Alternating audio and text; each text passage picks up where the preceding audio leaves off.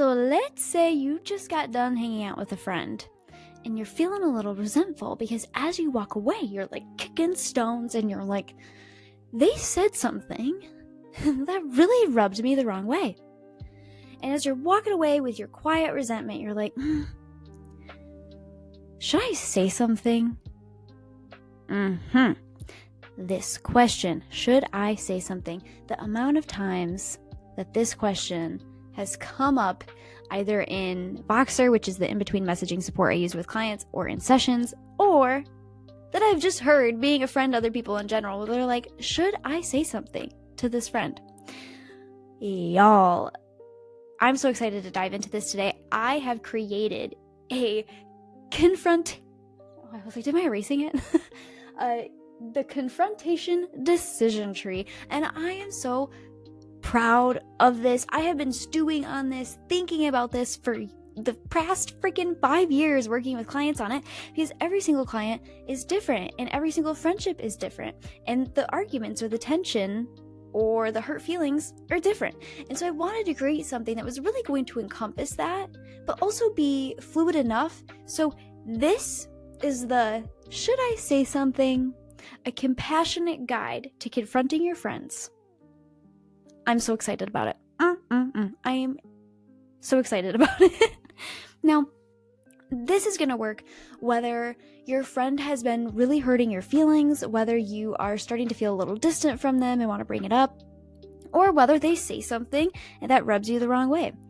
And you don't know if it's a big deal, if it's a big of a deal enough to bring it up. Now, we also talk about at the end of this episode, scripts and ways that you can bring this stuff up and confront people. So we're not just giving a decision tree for if you want to bring it up. A blessing. I am also giving you ways that you can bring it up if that's something that you want to do.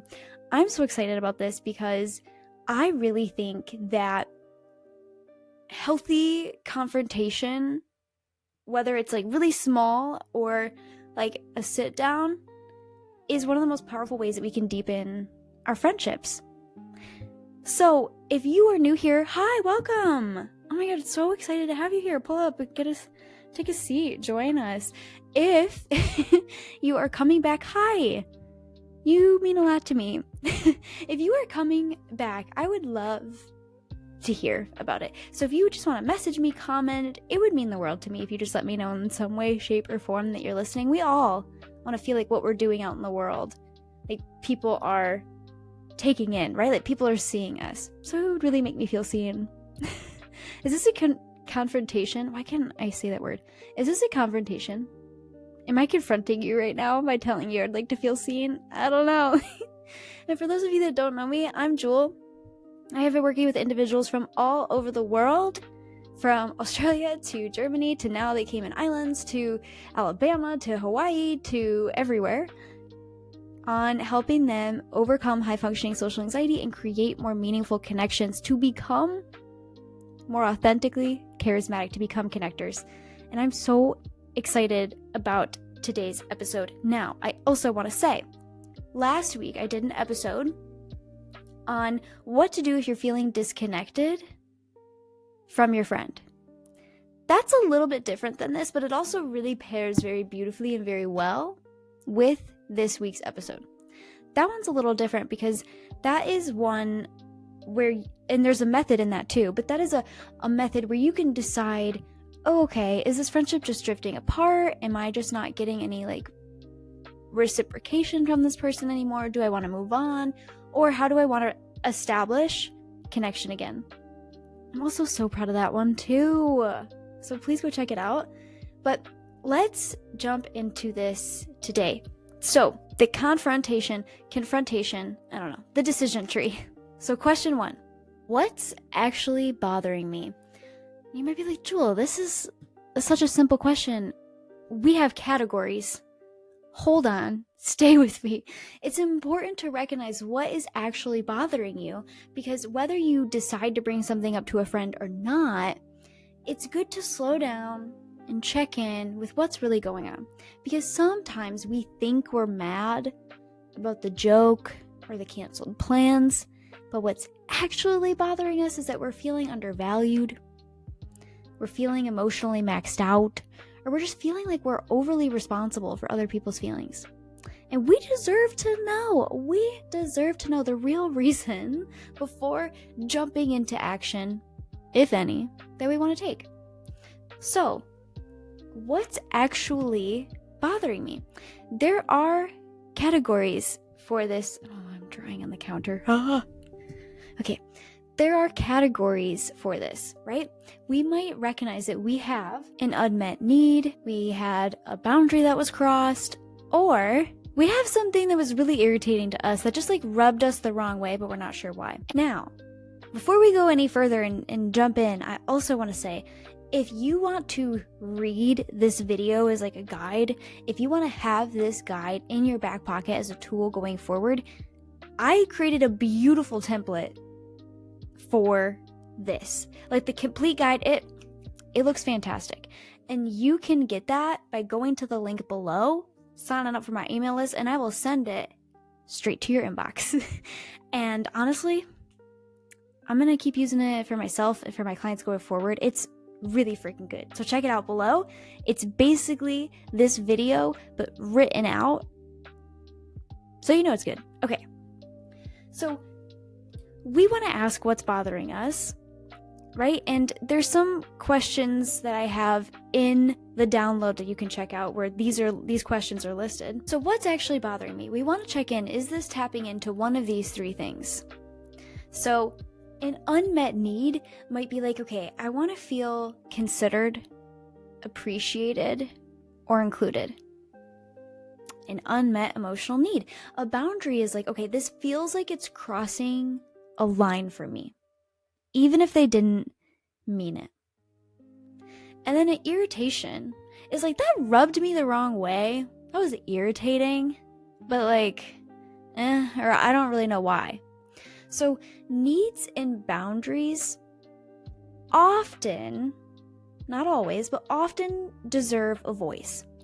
Irritations might just need like a little moment of processing or like a little rest, right? But those ones often need a voice, not always. And then you can ask yourself, like, for what's actually happening, is it a pattern or a one-time thing? Because if it happened once, could it have just been like an off day that your friend was having or a misunderstanding? Or is this like the fourth time that something similar has happened? Y'all, sometimes like one-time slip-ups, they can usually be handled like internally or with a light check-in. And I will tell you how to do a light check-in by the end of this episode. Patterns often need more clarity and communication. So is it a pattern? Is it a one-time thing? Now, that being said, maybe it was a one-time thing, but the impact is really there. So then we lead to our next question for what's actually happening, and that is, would I care about this in a week? So if not, if it's just like a passing annoyance or something that like feels small, like once you've like rested, it might not need to be brought up. But if you're still replaying that moment over and over like several times, or you feel heavier every time you think about it, that's your nervous system saying this is something that was touched, this is something real, right? And temporary irritation is normal. Hot take, but when you're around somebody for a long time or in a close, meaningful relationship, you're gonna get irritated with each other sometimes. Like, friendships kind of have the honeymoon phase as well. But lingering tension is often a sign that something important to you, like respect or emotional safety, was activated. So would you care about this in a week? Are you going to care about it in a week? So if it's, here's how to check with this decision tree if you're going to move forward or not. If it's reoccurring, tied to a need or like a value, or it's causing lingering discomfort, continue on to the second question. If not, process it privately. The next question is this friend emotionally safe?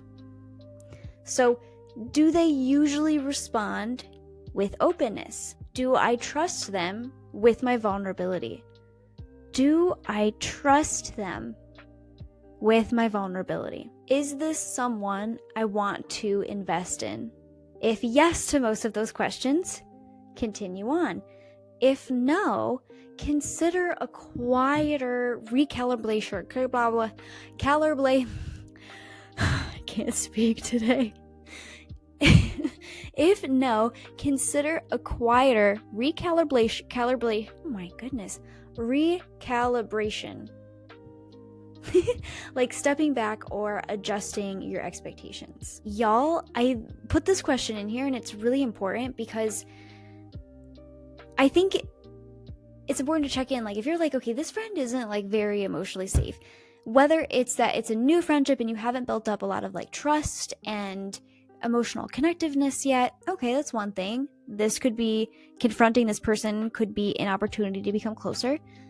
But if this is a friend that we like normally don't feel emotionally safe around, if we don't trust them with our vulnerability, like, are they somebody that we want to confront? But also that question at the end, because maybe for those of you especially that have high functioning social anxiety or more severe social anxiety, it could be that you're like, okay, this is like a great person. This is somebody that I want to invest in, but I don't really trust them with my vulnerability yet. I don't fully feel safe around them, right? So I would say if yes to any of those questions, really consider to moving on to number 3. But if no, then go to that quieter recalibration. I think I still said it wrong. And just take a step back and adjust your expectations. So I'm going to write those up on the board for you. Okay, so I just put it up there in like real messy, crappy English. But again, those questions are: do they respond openly, normally? Do you trust them with your vulnerability? Or are they somebody that you want to invest in? All right, let's assume you said yes, so we're continuing on to question 3. So question 3, do I have the capacity, there's supposed to be a the there, do I have the capacity to show up how I want? This step, y'all, it's not about being a perfect human and being the most regulated person on earth, which a little annoyance here. I'm tired of seeing people on TikTok almost treat like having a regulated nervous system like you have good morality or something. We get dysregulated, it's fine. But it's not just about like being regulated and perfect and calm or anything. Checking in with, do I have the capacity to show up how I want? This step is making sure that we can like know what we want out of the conversation, and if we're ready to emotionally have it, right? You might want repair. You might want more connection. You might just want to be heard. And again, you don't need to be perfectly calm. You just need to be regulated enough to share from truth, not panic. So, ask yourself, am I regulated enough to express this clearly and kindly? If I want to remain friends, am I in a connective enough place to have this conversation in a way that supports that? Another one here for this question 3 that's under it. Am I open to real conversation and not just a perfect apology, but a mutual exchange? Am I open to a mutual exchange? And if you don't get the exact response you're hoping for, will I still be glad I spoke up? Y'all, these questions here, again, they just really help you center, okay, am I at a place where I can show up for how I want? Even if you don't want to be friends with this person anymore, but you do want to confront them and close the friendship, even if you do want to create more connection with this person. These questions, I think, really help you gauge where you're at and also check in, because here's the thing. Sometimes we want to confront people because of our own attachment style issues. Check out the 4 attachment style episode that I did on that, right? Sometimes we might be looking to like prove that we're right. and not open to connect, and then ultimately not really get what we want out of the conversation with our friend. Or we might be really asking for reassurance, like we really want validation and we're kind of grasping for it.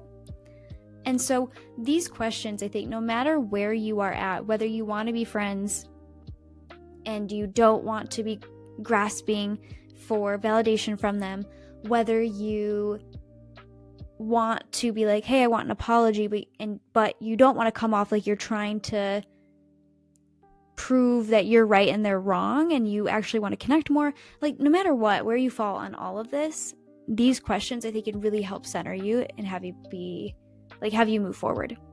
So I want to make this really clear. So I'm going to give 2 notes for this question. 1, here's a note on reassurance, because at least over here in the US of A, we say all of the time, you shouldn't need validation from other people.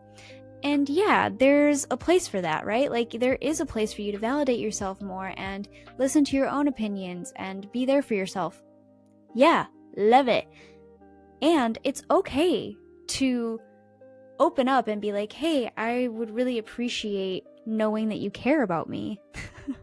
That's okay. And technically, y'all, that's asking for reassurance. Like, asking for reassurance all on its own isn't a bad thing, right? Wanting to feel seen, validated, and understood is normal. But if your nervous system is so activated that you need them to say the right thing to feel okay, like you're really, really, really grasping, it might help to pause and regulate first. And I think these questions allow you to figure out, do I have capacity to show up how I want? Because being graspy, I'm assuming, isn't a way that you actually want to show up. Now, my second note is on wanting an apology. For those of you that are avoidant or disorganized attachment, like I was, right? Like, we can kind of get in this attitude of like, yeah, I want an apology. And we are allowed to want an apology. We are allowed to want our friends to understand why something hurt. If your friend did something wrong, asking for repair is healthy. But, I'm saying this directly to my past self, but if you feel flooded, anxious, or desperate to get a certain response to feel okay again, just like our more anxious, graspy friends, if we're feeling so defensive, it might help to ground yourself first so that you're not handing them your sense of worth or emotional regulation. Okay? Now, I'm going to give an example of walking through this decision tree, but I also want to give you some scripts and some ways where you can start a confrontation with a friend. Because the truth is, too, not every issue needs a big talk, and sometimes all you need is a gentle check-in, like a reestablish a boundary, like setting a clear boundary again, or just a little bit of repair. All 4 of these options that I'm about to give you are going to help you match the tone and the energy of the conversation to what the situation actually calls for. So, the first script I am calling a light check-in. And you want to use the light check-in when it was like a one-off moment for the most part, like a one-time thing. It's not really a pattern. Or it was like a one-time thing and you're like in the moment with that one-time thing and you're like, hey, that joke kind of hurt my feelings a little bit. You know? There you go. So use it when it's like a small thing in the moment or like a one-off moment and you're mildly annoyed and you just want to shift something small. So name it casually, stay connected, and move on. You can do that through a script like this. Like, hey, ooh, that joke kind of stung. Can we skip the jokes about my job today? Right? It's something that we could do in the moment as well, right? So this is great for maintaining closeness without over-explaining, but it's not ideal for bigger patterns and not ideal for unresolved tension. The second one is the reflective repair. So we want to use this when like something hurt us emotionally and we want to stay close. So it might sound like, Can I tell you something that's been on my mind? I have felt a little off since insert situation, and I don't want it to linger. This is great for restoring closeness, just for like clearing the air. Okay, the third script here, the third one, I am calling like the clear boundary or pattern break. So we want to use this when like a behavior keeps repeating and it's starting to affect the relationship. And we really want to use this then because this one has like a bit more of a serious tone. And when it comes to breaking patterns or setting boundaries, it can be often important to be like, hey, I love you, I'm here for you, let's be firm in this, right? So an example of that is I've noticed this has come up a few times, and I need to be honest, it's not sitting well with me, and I need insert clear request or change.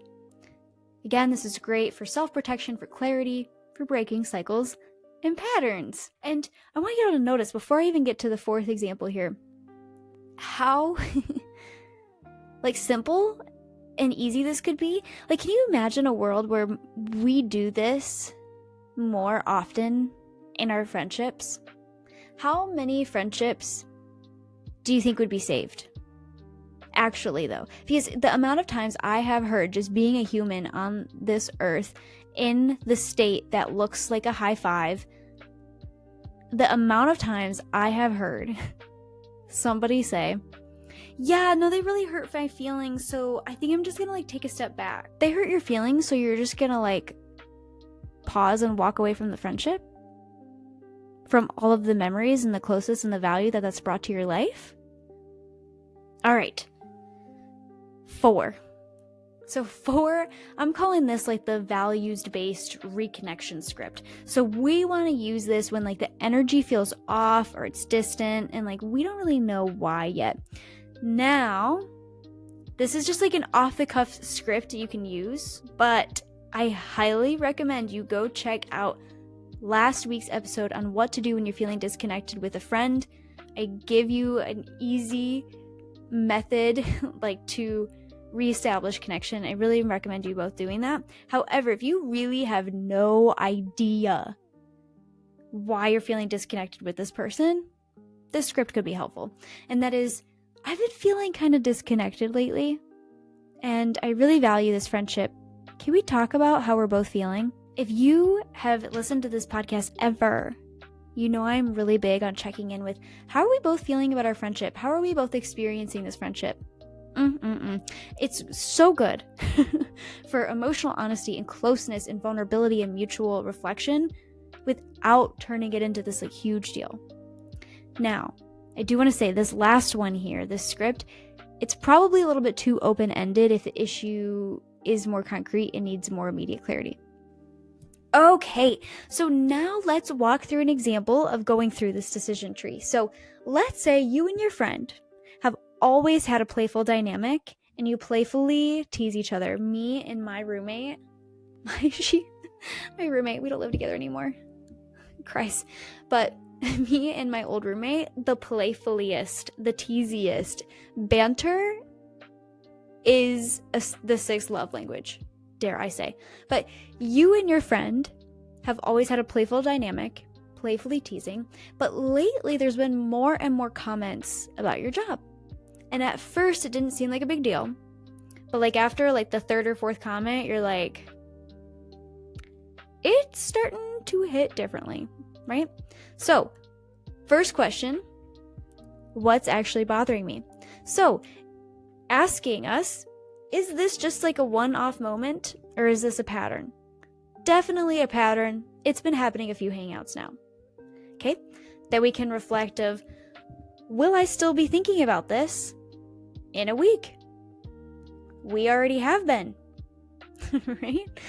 And we can see here that this is an example of, if you will, an irritation, but it could also be an unmet need, right? Like you want to feel like your work is valued, right? Next question. We got yes. So it's time to move forward because now we know it's a reoccurring moment that is rubbing up against us. Nick, let me redo this part. Cut. You decide where to cut. Okay, time to move on to the next question, because it's a reoccurring moment that has been rubbed up against an unmet need for respect and emotional safety. So, question 2. Is this friend emotionally safe? Right? So, let's say this question here, they respond openly, like they've always been receptive when you've shared vulnerable things in the past. You do trust them. You care about them. And you do want to keep investing in this friendship. You don't want this to drive a wedge. You just want these jokes to stop. So, we answered yes to any of these questions. Time to move on. The relationship is safe and meaningful. It's worth the conversation. So, step 3, question 3. Do I have the capacity to show up how I want to? So let's say you exhale, you check in, and you ask yourself, okay, am I bringing up this question? Are you regulated enough to express this clearly and kindly? And you're like, yeah, you know what, in the moment, I think I am. Like, I don't have to right here, right now, but yeah. You ask, if I want to remain friends, am I in a connective enough place to have this conversation in a way that supports that? Then you're like, yeah, I definitely want to connect more with this person. Are you open to a real conversation and not just a perfect apology or mutual exchange? Yeah, I am open to a mutual conversation. Then the next question, if I don't get the exact response I'm hoping for, will I still be glad that I spoke up? Yeah, like, you don't need perfection. You just want to express yourself clearly and kindly, and you want the behavior to stop, and you believe that they will respect that. So, beautiful. You're grounded, you're clear, you're ready to check in. And so then maybe you decide, okay, I want to use one of these ways to bring it up. And you decide, I want to use the light check-in. But you choose the light check-in because this feels small, but it's persistent, right? So you want to go with like a more casual check-in, and the light check-in's great for that. So the next time it happens, you say, all right, that one hit a little too close. Can we skip the job jokes today? I'm feeling really weird about work lately. It's direct, it's kind, it's honest, but relaxed, and it opens up a door to change without making it a huge deal. Ta-da! Y'all, it can really be that simple sometimes. And again, you can use this decision tree for bigger things as well. I know I'm going to use it, and I'm so excited. And you can, again, download this and have it for years to come if you go to connectionwithjewel.com/resources. You can get it right there. Because y'all, here's the thing I really want you to know. Please listen to this. This is going to light you up, make you feel so good. Confronting a friend doesn't always have to mean conflict and issues. Confronting a friend can mean care. It can mean choosing honesty over silence, clarity over resentment, and connection over pretending. And when you slow down to check on yourself and choose how you want to speak up with intention, you don't just protect the relationship. You deepen it. Because the truth is, closer friendships aren't built on avoiding hard moments. They're built by moving through them with compassion, clarity, and courage, because it's so vulnerable to do this. It creates so much trust to do this, right? This isn't about saying everything perfectly. It's about showing up in the way that you want, even when it's uncomfortable. And honestly, this is how connection grows. This is how we build stronger friendships. That's what I have for you today. If this meant something to you, it would mean so much to me if you shared this anywhere and let me know in the comments what you want to hear next. I am delighted that you came here to hang out with me today, and I hope you have a socially delightful week. Talk to you soon.